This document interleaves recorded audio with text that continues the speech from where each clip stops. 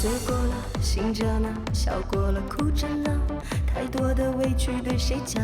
一个人的凝望，两颗心的相撞。匆忙的走着，恍惚的忙着，只为有个栖息的地方。天空中有那3只小鸟，栖息在一棵大树上，飞上又飞下，一只红色的，一只蓝色的，还有一只我看不清模样。叽叽喳喳的，是他的幸福吗？多希望像鸟儿一样，有自由的生活。你尽管叽叽喳喳，惹得我耳根劈叉。什么不能说，什么又可说？生活就是一碗面，跟谁吃比味道更重要。上有剩下，天空中有那3只小鸟，栖息在一棵大树上，飞上又飞下，一只红色的，一只蓝色的，还有一只我看不清模样。叽叽喳喳的，是他的幸福吗？多希望像鸟儿一样，有自由的生活。一只蓝色的，还有一只我看不清模样。叽叽喳喳的，是他的幸福吗？多希望像鸟儿一样，有自由的生活。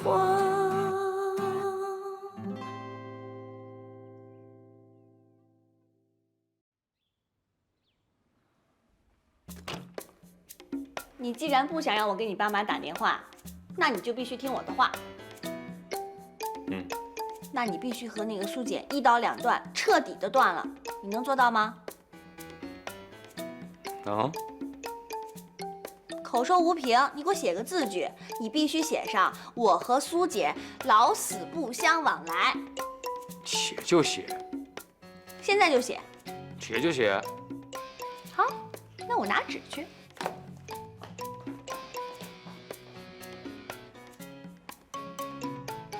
李总吗？你好，我是春红。对啊，我打电话给你是想说说我们那个产品的事儿。那当然，那当然，我跟我先生刚刚回国，好多事情都不知道，想好好的跟您讨教讨教了。啊，这样，今天晚上请您一起吃个饭。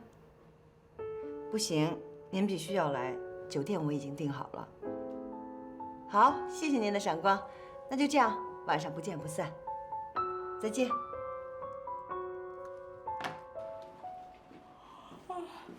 你怎么一大清早起来就哈气连天的？快别提了，我昨天一宿没睡。一宿没睡，是不是跟你那富二代男朋友去哪甜蜜时光了？哎，胡说八道什么呀你！我昨天是跟一客户在一起。什么情况？你和一客户待了一宿？哎，你能不能不要用你那唯恐天下不乱的龌龊思想来揣度我对工作鞠躬尽瘁的诚意啊？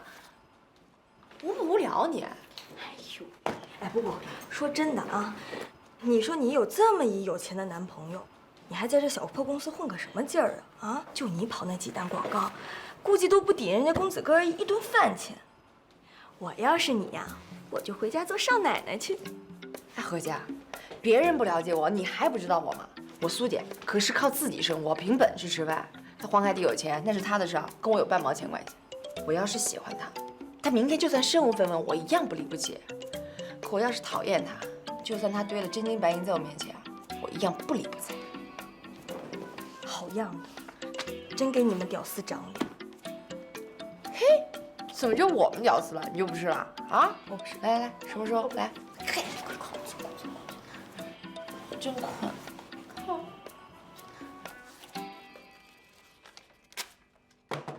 请您在这签个字。嗯，好。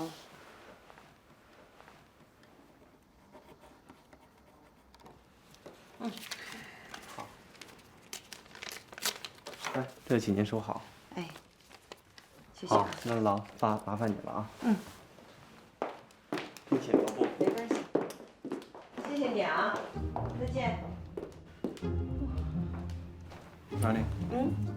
我们一定要送这么贵重的礼物吗？20万，一定要送。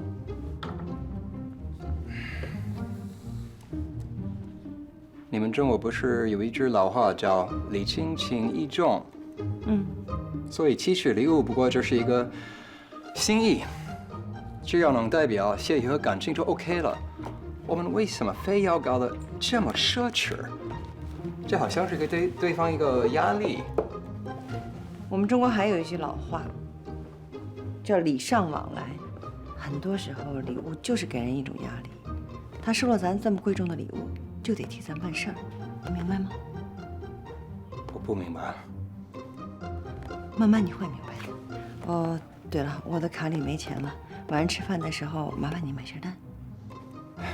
好的，但是我要说明白，这笔礼品开销的账目不是我们生活费用支出的，好吧？好的，我明白。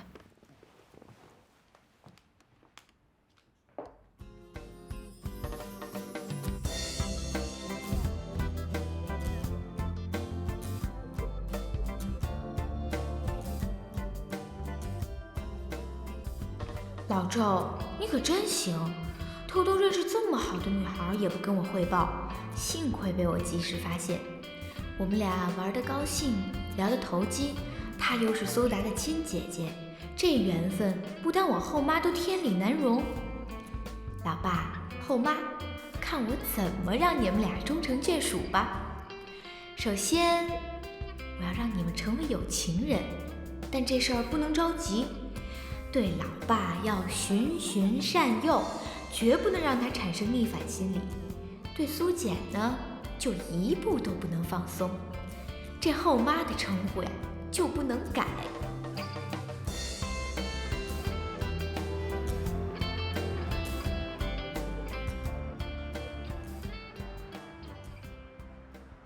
李总，这是一点小心意。哇，程总真是客气呀，客气客气。小意思，小意思，将来中国市场可就靠您了。今天这些菜呢，我做主就点了，不知道合不合您胃口。但是，吃菜为辅，喝酒为主。来，我敬您。好，先干为敬。得。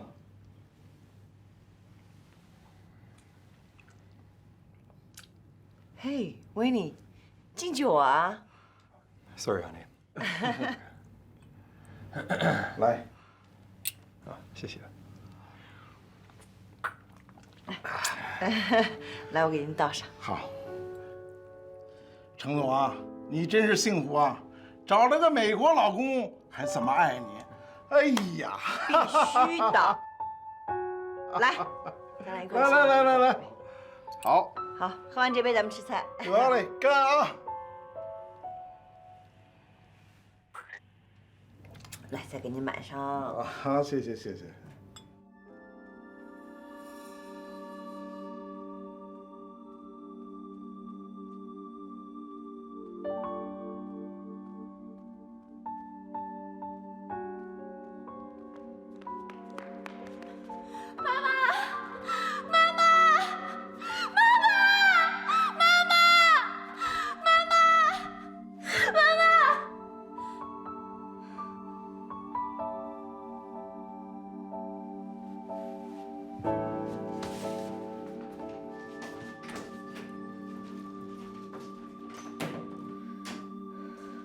戴戴，怎么了？这是又做噩梦啊？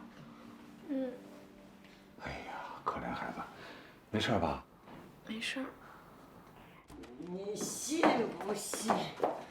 我会很快打开市场，让我们的产品成为知名产品。你信不信？我信。我信。干嘛也是。我再跟你去泰国，补上咱们蜜月旅行。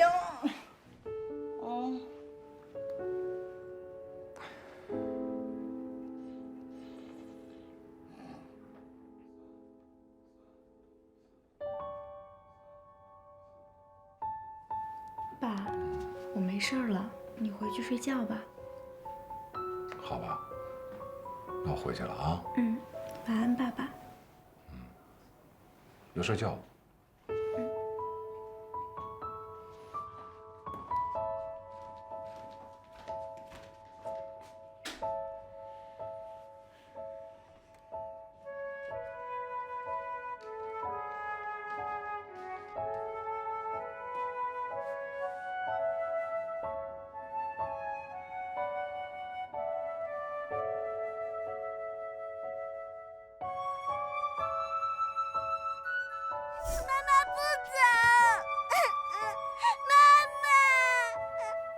太太，妈妈，戴戴，妈妈要出差去，好孩子。妈妈骗人！妈妈不要戴戴了！妈妈骗人！戴戴，妈妈很快就会回来的。妈妈不敢。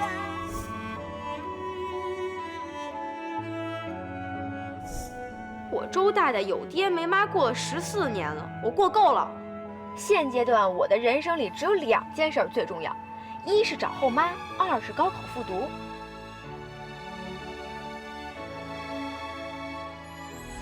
爸，咱们还是走吧，省得在人家婚礼上碍眼。婚礼？今天我结婚。您要是跟您前妻我前妈破镜重圆，那最好；要是没成，您可不能单着了，我真得给我自己找一后妈了。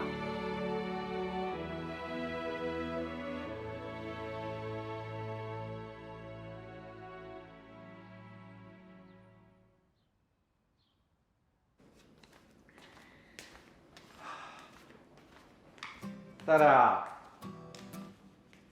戴戴，啥事儿，爸？爸爸决定给你找个后妈。真的？哎呦，爸，我爱死你了！满意了啊？满意。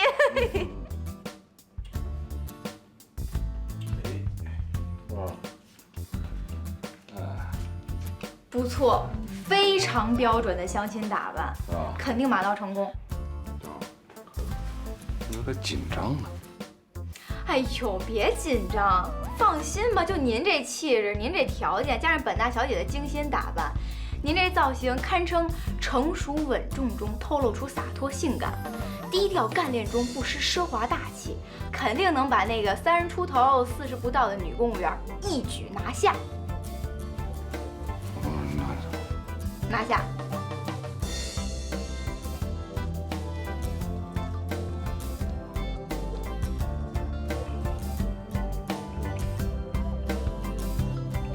谢谢。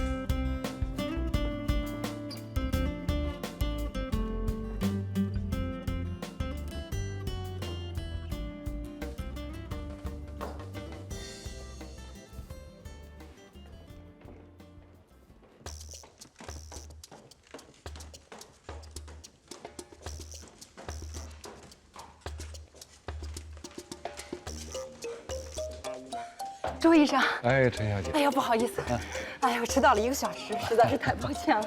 可以理解，一般女孩子出门总要比男人麻烦一点。啊，不，您误会了，我从来不会因为化妆耽误时间的。我是一个非常守时的人。今天中午确实是有点特殊情况，陪我们领导到局里开了个会，领导都在呢，实在是走不开，请您原谅。明白明白，在机关工作有时候的确有点身不由己。是呀，在机关工作真不容易，在机关办公室工作那就更不容易。那要是在机关办公室还当主任，那就太不容易了。我们有句话说得好，是人当不了办公室主任，能把办公室主任当好，他就不是人。这么说，您是办公室主任？啊，是。您可能不太了解我们这个职业。我们这工作吧，不是领导，但胜似领导。哦，这话怎么说？你比方说，领导要出门，那领导没行，我们先行，要看道路平不平。那领导要坐下来吃饭，领导没尝我们先尝，要看饭菜凉不凉；领导要开会，领导没坐我们先坐，要看座位硬不硬；领导要讲话那就更重要了，领导没讲我们先讲，要看话筒响不响。总之一句话，时时刻刻为领导服务，分分秒秒为领导着想，这就是我们的工作。哎，真是不容易呀！你要是遇到一个开明和蔼的领导也就罢了，你要碰到那种刁钻刻薄的，那日子没法过了。哎呀，可不是嘛！我们领导就是你说的那种刁钻刻薄型，这不害得我第一次跟你约会就迟到。没事没事，可以理解。咱们言归正传。好。介绍人把我的情况都跟你说了吧？啊，说了。说句实在话啊，周医生，我对您的条件还是挺满意的，尤其是您的职业。我的职业？您不是牙医吗？对啊。您不知道，我们领导牙就不好。这我们领导要是到您的诊所去看牙，那您还不给个 VIP 什么的，是不是？那什么手术费、什么诊疗费、什么假牙费，您说免不都给免了吗？是不是啊？另外呢，我有一个18岁的女儿，她今年要考大学。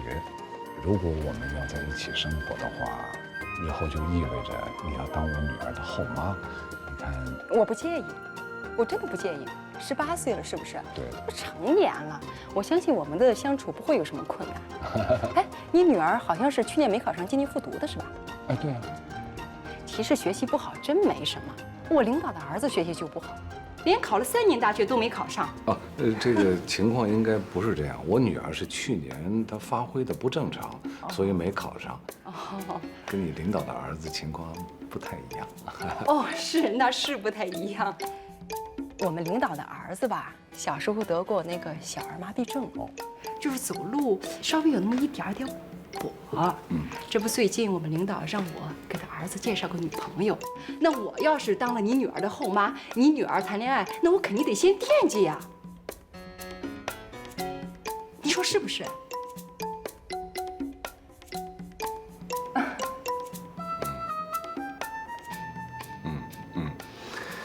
我基本上明白您是什么意思了。您是想跟我谈一桩买一赠一的生意？哎，周大夫，话不能这么说嘛，我是叫优化资源整合。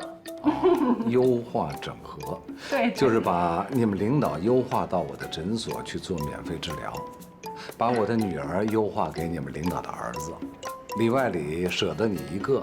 然后解决你们领导家里边的2个难题，是这样吗？您说的没错。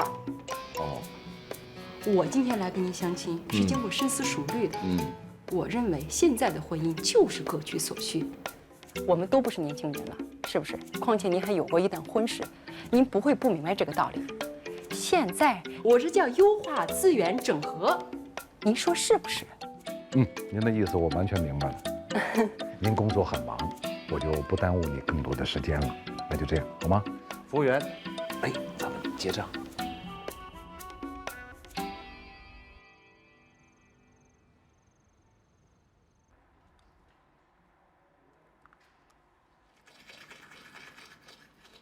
没关系，老周，其实相亲这事儿吧，都是广泛撒网，重点捕捞。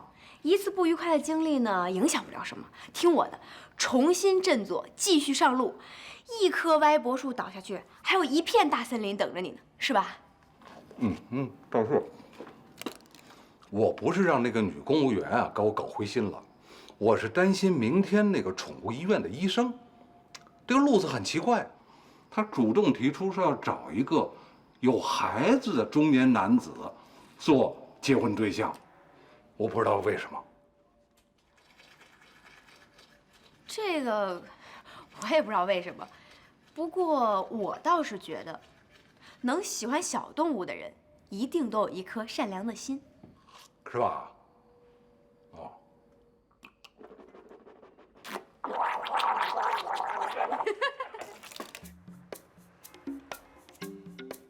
妈妈给梳梳头呗。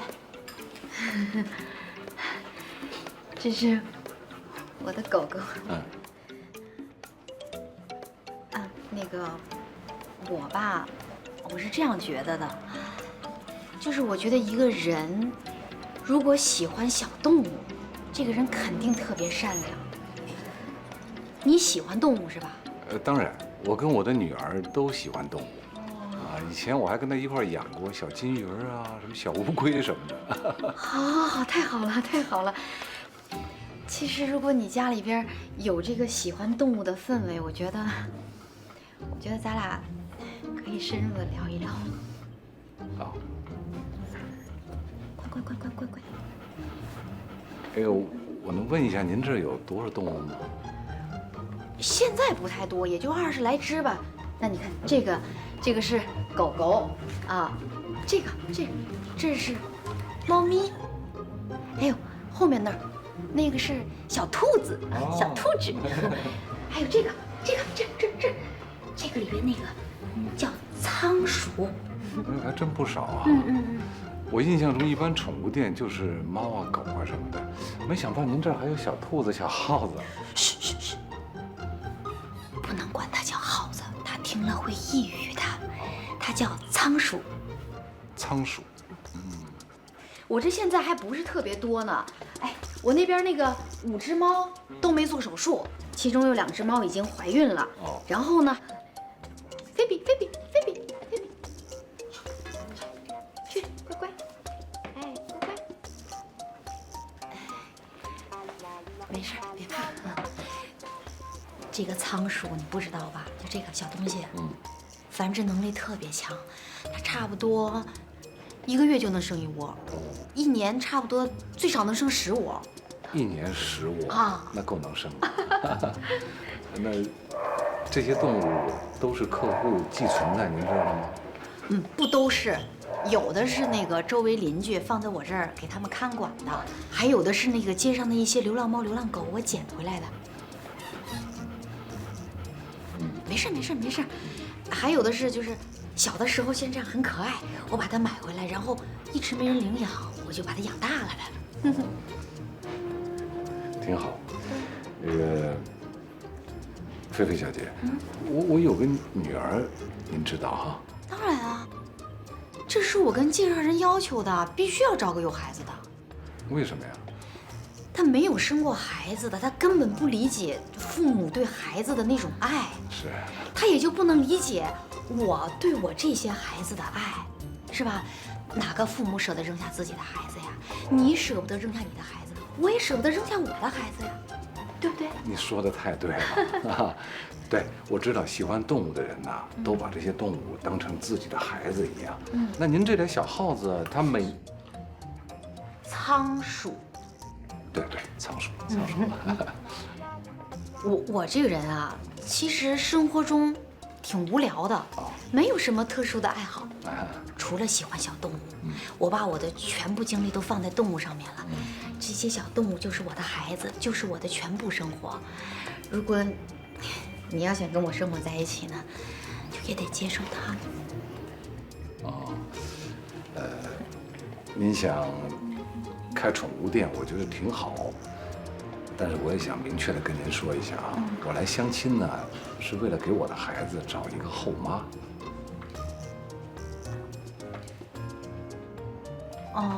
因为对，你知道我孩子是单亲家庭的孩子，从小缺少母爱，我想我们2人在一起呢，你就能分配出一点时间，然后照顾一下我女儿。那哪行啊，周先生，你想想，我自己都这么多孩子了，都照顾不过来，我哪有精力再多照顾一个孩子呀？真的，我再说了，我这个地方下个月房租就要到期了，我想找个人结婚，就是想快点让我和我的孩子有个地方待。我没有精力再多照顾一个孩子，真没有。您的意思就是说，如果我们在一块儿的话，你就得把这些动物都搬到我们家去，包括这小耗子，就不是小耗子，仓鼠。但是对不起，我实在不习惯叫他们的学名。那你要跟我在一起，你以后就得习惯，你就得这么叫。你家房子挺大的是吧？不小吧？哎，我跟你说，我当初跟介绍人也说了，我就想找个有大房子的。这样的话呢，菲菲，乖。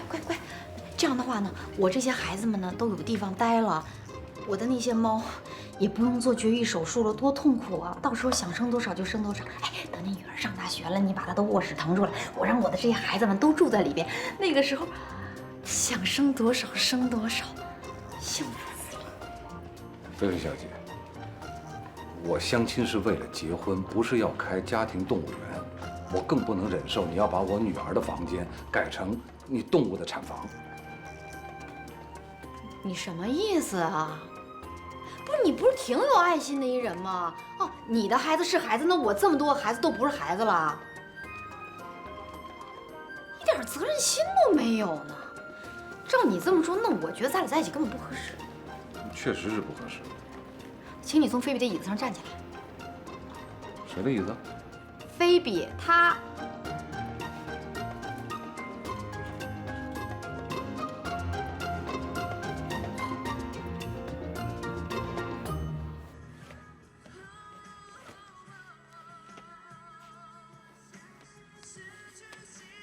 哟，老周，你衣服上这狗毛实在是太多了，而且看着还不是一只狗的。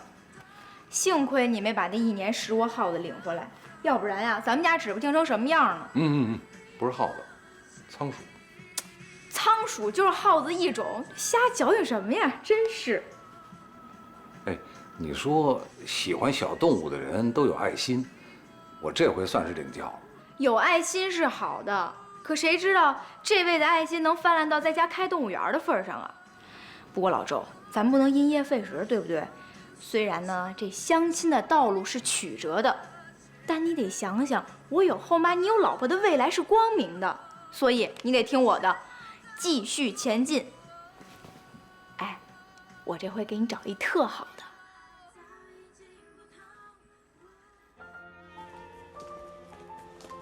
来，这边请。哎，您的这家餐厅还真是挺有特色的。还行吧。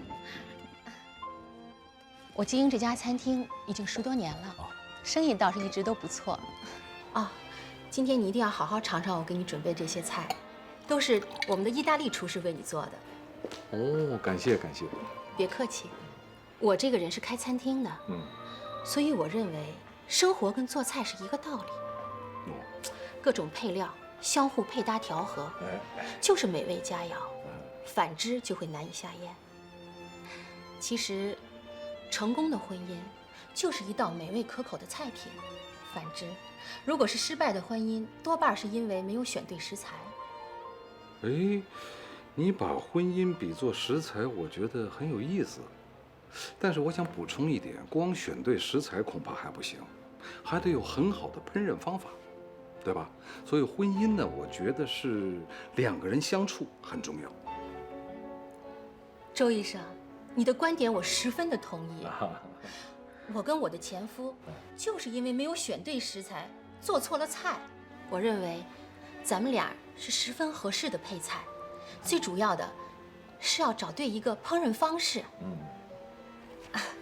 所以在这里我准备了一份协议书。什么协议书？啊，是这样，我想，如果你想和我进一步发展的话，有一些话，我们要之前先说明白。什么话你想说明白？啊，其实也没什么特别的，就是在我们确认关系之前，我想先给你签一份婚前财产公证。我的这个餐厅还有你的诊所，都是我们各自的私有财产。当然，其中还包括一些我们婚后的具体事项该如何支出，万一要是我们离异的话，我们的财产该如何分割等等。我想，在我们确立关系之前，你应该先把这些看明白。您准备的这份协议书够厚的呀。是，我想的比较周到，一共是85页，999项。当然，如果你对其中的某一项存在异议的话，我们还可以协商。这份协议书不用看了。你这么跟我聊完，我觉着，凯丽小姐，我们2人在对婚姻的认识上相去甚远。恐怕我不是您的那道菜。周医生，你要这么说，我也就不强求了。本来这餐饭是我打算请你。哎，不用，我自己付费。不好意思，我们餐厅有最低消费，这几道菜加起来还差30多块钱。要不然你再点一道菜，你可以打包。不，你按最低消费结账。好吧。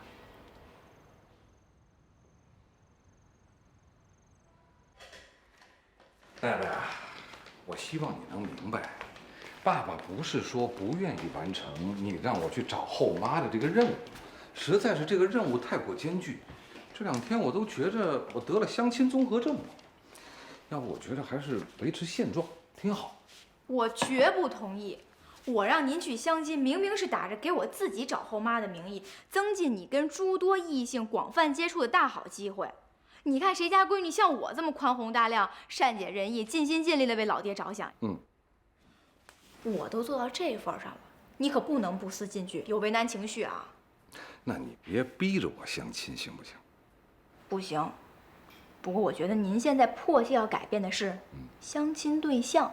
相亲对象啊？对，跟您年龄相当的女性吧，普遍都过了追求浪漫的年龄。他们看待问题就容易现实一些，尤其是那些有过婚姻经验的，他们往往会把这个物质基础当做第2场婚姻的一个标准。所以你跟他们相处起来，肯定觉得他们现实呀。分析的有道理。所以我觉得你应该把这相亲对象的年龄啊，给降下来，选择那些30岁左右的年轻女性。你看啊。他们现在正处在事业的奋斗期，不会把物质跟经济的压力过多的施加于你，再加上他们对爱情、对婚姻还有那么一点点尚未磨灭的星星之火，这样的女人最适合您。30岁左右的啊，小了点吧？不小，正合适。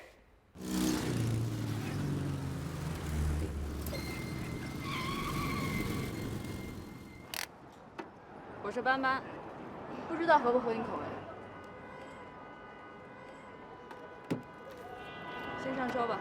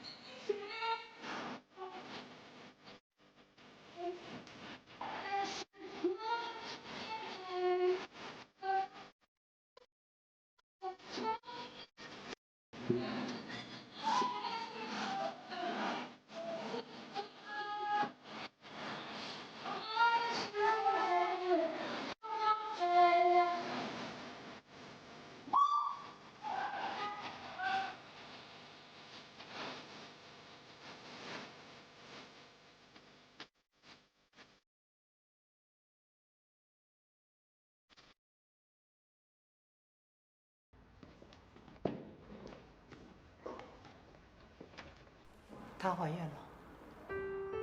你们都是成年人了，怎么不知道采取点措施啊？尤其是你这位先生，我真得说你两句。你说你们俩年龄相差这么远，你怎么不知道保护他的身体健康呢？你不能光顾你自己啊，对不对？你说他现在抽烟、喝酒、做剧烈运动，已经都有先兆流产的迹象了。先兆流产？我问你啊，这孩子是保啊还是不保啊？你们赶快商量一下啊。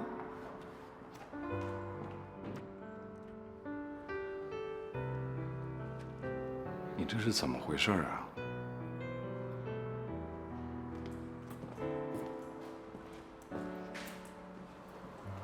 我和我男朋友分手的时候，才发现自己怀孕了。我不想求他。所以你想找一个人结婚，把这个孩子生下来？我根本就不想要这个孩子。你不想要这个孩子，那你跟我这儿……周医生，我没有骗你，更没有想让你顶这个来。我在这个城市没有亲人，男朋友把我甩了，我很害怕，我就想交个男朋友，然后让他来陪我做这个手术。我真的很害怕。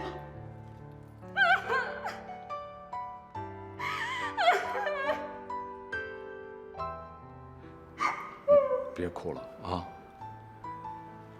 不怕，我答应你，我会陪着你，一定到手术做完。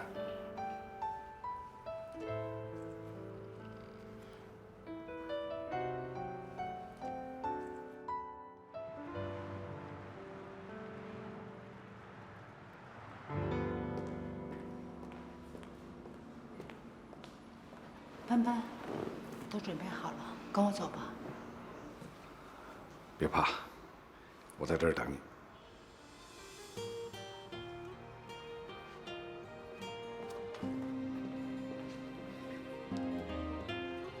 周医生，谢谢你。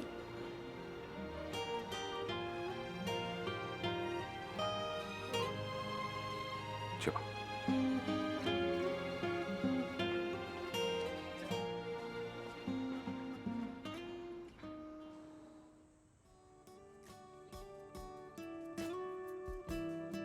老爸的几次相亲都失败了，那是注定的，天注定让你碰上这几朵奇葩。老周，快回头看看你身边的这位女神吧。是时候了，我让苏姐成为我亲后妈的计划正式启动。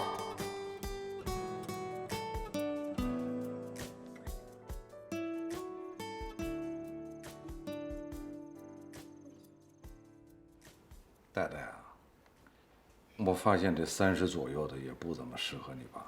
那可未必，我觉得有一个人啊，就特别适合您。谁啊？这个人呢，跟你很熟，跟我呢也认识，跟咱们家关系啊很好。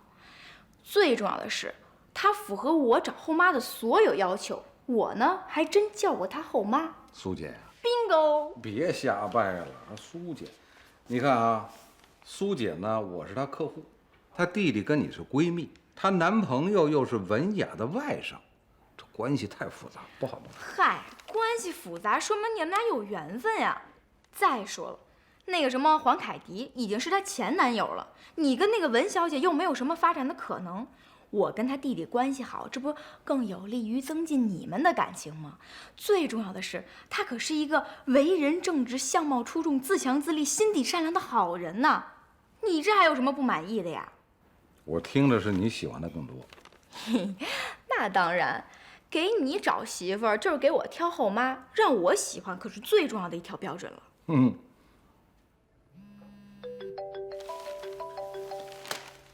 哟。苏姐，哎，你看看，刚叨叨完，电话就打过来，还说没缘分呢。肯定是广告的事。喂，小苏啊，哎，是我，广告策划案是吧？哎，那你就发到我的邮箱里来呗。哎，我尽快看，看了以后觉得没什么问题，咱们就把协约签了。啊，辛苦你啊！好，谢谢，再见。怎么样？我有一种强烈的预感，我觉得苏姐就是最适合我的后妈人选。瞎掰吧！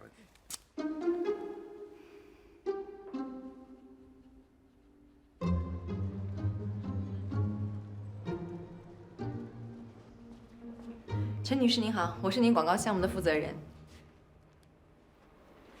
戴戴的妈妈。是的。你好。哦，上次那个事情啊，不是戴戴说的那样，他是为了气你才那么说的。我跟周医生什么关系都没有。你不用解释。我了解周东风，即便是他想再往前走一步，也不会找你这么年轻的女孩。坐吧。我的时间有限，我们说正事儿吧。这是我的产品——传奇防脱洗发露。挺好啊！我今天给你装的是一颗全瓷牙，全瓷牙的外观应该说比你原来那颗牙更好，但是你会有一些不适感。没关系啊，过2天习惯了就好了。这2天还是要注意口腔卫生啊，不要吃那些难以咀嚼的食物。如果有特别的不适感呢，你可以随时回来找我。那周医生，行了，行了，没问题了。谢周医生。不要客气。陈女士，您的这些要求呢，我都会尽量满足。但现在有一个小问题。不用铺垫，有问题说问题，我们尽快解决问题。我非常着急要拿到这个版面。问题就是这个版面我不能给你。